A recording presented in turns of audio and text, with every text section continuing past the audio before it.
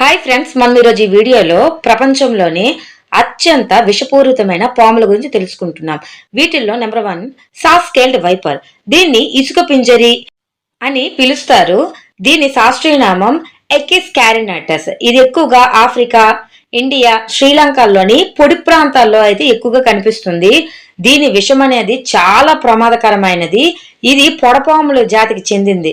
ఇవి చిన్న పాములుగా కనిపిస్తాయి, కానీ ఆవేశం ఎక్కువగా ఉంటుంది, త్వరగా కాటేయడానికి వస్తుంది. దానికి తోడు దీని విషము అత్యంత ప్రమాదకరమైనది. ఇవి ప్రమాదకరమైనవి అని చెప్పడానికి ఏంటంటే వీటి గరుకు పొలుసులు, దీని చర్మంపై ఉన్న గరుకు పొలుసులు ఎవరైనా వీటి దగ్గరికి వెళ్ళేటప్పుడు, అంటే మానవులు గాని జంతువులు గాని ఎటువంటి క్రిమికీటకాలైనా వీటి దగ్గరికి వెళ్ళేటప్పుడు ఆ గరుకు పొలుసుల్ని రుద్ది రంపంతో కోస్తున్నట్టు శబ్దాన్ని అయితే క్రియేట్ చేస్తాయి. ఫర్ ఎగ్జాంపుల్, అట్టపై ఇసుకతో రుద్దుతున్నటువంటి శబ్దం కలుగు చేస్తాయి. దీని విషం కూడా చాలా త్వరగా ఎక్కుతుంది. అందుకే ఇది అత్యంత ప్రమాదకరమైన జాతుల్లో ఒకటిగా చెప్పుకుంటారు. ఈస్ట్ బ్రౌన్ స్నేక్, దీని శాస్త్రీయ నామం వచ్చేసి సూడోనాజా టెక్స్టైలిస్. ఇవి ఎక్కువగా జనాభా ఉన్న ప్రాంతాలకు దగ్గరగా ఉంటాయి. నెక్స్ట్ వచ్చి దీని బలమైన విషం కారణంగా ఈస్ట్ బ్రౌన్ స్నేక్ అనేది ఎక్కువగా ఆస్ట్రేలియాలో ఉంటది. ఇది అత్యంత ప్రమాదకరమైన పాముల జాతిలో ఇది ఒకటి. దాదాపుగా 5 అడుగులు పెరుగుతుంటుంది. ఇంకా నెక్స్ట్ వచ్చి దీని పొడవు దాదాపుగా 5 అడుగులు, 1.5 మీటర్ల వరకు పొడవు పెరుగుతుంది.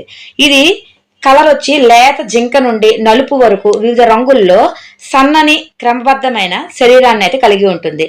ఈ జాతి ఎక్కువగా, అంటే ఈస్టర్న్ బ్రౌన్ స్నేక్ అనేవి గడ్డి భూములు, అడవులు, పట్టణ ప్రాంతాల వరకు ప్రతి దానిలో నివసిస్తాయి. ఇవి ఎక్కువగా వీటి ఆహారాన్ని కప్పలు, పక్షులు, చిన్న క్షీరదాల్ని ఎంచుకుంటాయి. ఈస్టర్న్ బ్రౌన్ స్నేక్ విషం అనేది చాలా ప్రమాదకరమైనది.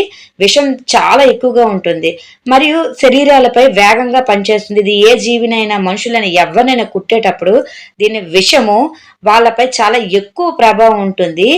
ఈస్టర్న్ బ్రౌన్ స్నేక్స్ అనేవి ఎవరిపైన అయితే అటాక్ చేస్తాయో రక్తం అయితే ఆగకుండా ప్రవహిస్తూనే ఉంటుంది. దాని ఫలితంగా మొత్తం పార్ట్స్ అన్ని కూడా పక్షవాతం వచ్చేస్తాయి, అంటే పారలైజ్డ్ అయిపోతాయి. ఈ పాముని మనీ బ్యాండెడ్ క్రైట్ అని పిలుస్తారు. దీని శాస్త్రీయ నామం వచ్చేసి బంగారస్ మల్టీసింక్టస్. చైనీస్ క్రైట్ అని కూడా దీన్ని పిలుస్తారు, ఈ మనీ బ్యాండెడ్ క్రైట్ ని. దీని రంగు వచ్చేసి నలుపు మరియు తెలుపు బ్యాండ్ల ద్వారా ఇలా ఉంటుంది కాబట్టి దీన్ని చైనీస్ క్రైట్ లేదా మెనీ బ్యాండెడ్ క్రైట్ అని పిలుస్తారు. ఇది ఎక్కువగా తూర్పు మరియు ఆగ్నేషియాలో ఇది ఎక్కువగా కనిపిస్తుంది. సాధారణంగా ఇది 4 అడుగులు ఉంటుంది, 1.2 మీటర్ల వరకు అయితే పొడవు పెరుగుతుంది. ఈ ప్రమాదకరమైన పాము వరి పొలాలు మరియు చిత్తడి నేలలు వంటి తడి వాతావరణాలను ఎక్కువగా ఇష్టపడుతుంది. దీని ఆహారంలో ఇతర పాములు, కప్పలు మరియు చిన్న బలులు ఉంటాయి. వాటి విషయం చాలా న్యూరోటాక్సిక్.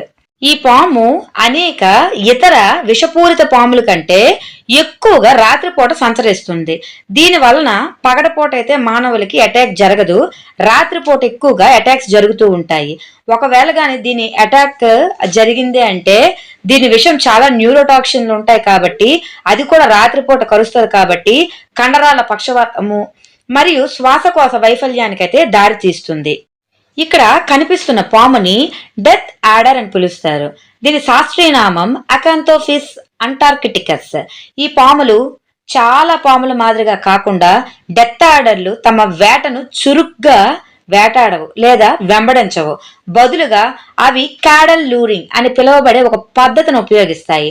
దీనిలో పురుగు లేదా చిన్న కీటకం యొక్క కదలికలను అనుకరించడానికి వాటి తోక కొనను కదిలిస్తాయి. దాన్నే క్యాడల్ లూరింగ్ అనే పద్ధతిని చెప్తారు. ఈ లూరింగ్ టెక్నిక్ వేటను కొట్టే దూరంని అయితే ఈ పాములు మెయిన్ ఆకర్షిస్తాయి. ఇవి కదలకుండా మరియు ఎక్కువ కాలం దాగి ఉంటాయి. ఇది పాముల్లో ఆకస్మిక మాంసాహారుల్లో ఒకటిగా అయితే ఉంటుంది.